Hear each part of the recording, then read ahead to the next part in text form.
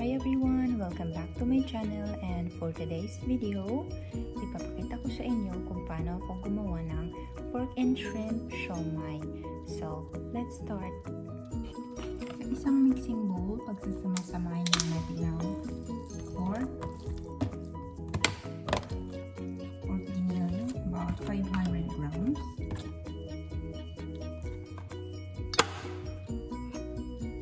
Shrimp, mga 10 pieces, maliliit lang, kaya hindi halatang madami. Baking soda, 1 teaspoon, pampalambot ng ating siomai. Breadcrumbs, as a binder,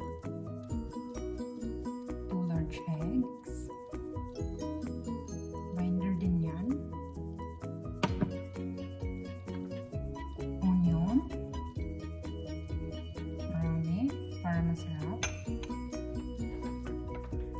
Ginger, pantanggal ng lansa. Garlic, kalahati lang kasi ito-toasted ko yung iba dyan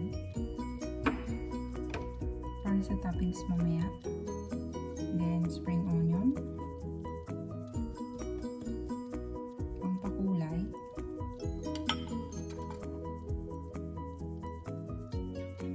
Carrots,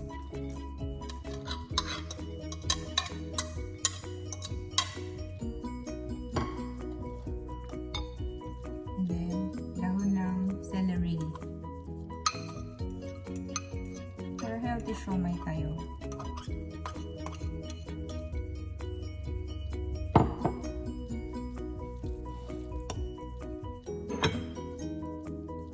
And then magi-seasoning mix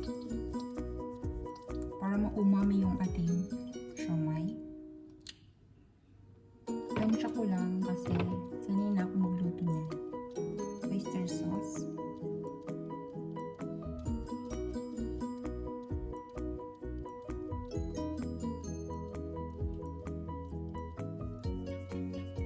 mga about 1 tablespoon, and then sesame oil, pampalinamnam.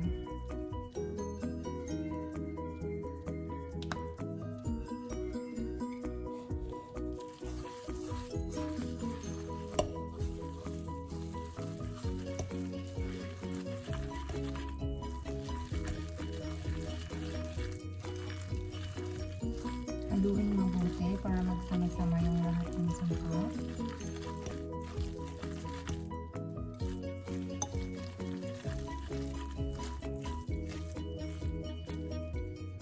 Mas madali kung kakamayin. So, kamayin ko naman.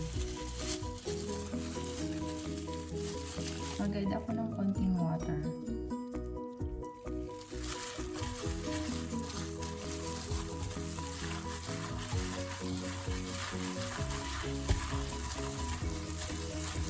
Ang bango.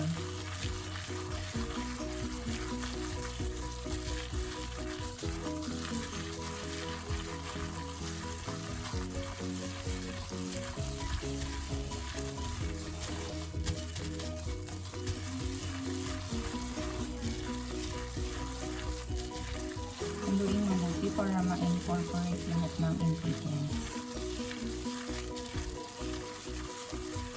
Balance ang kanilang lasa.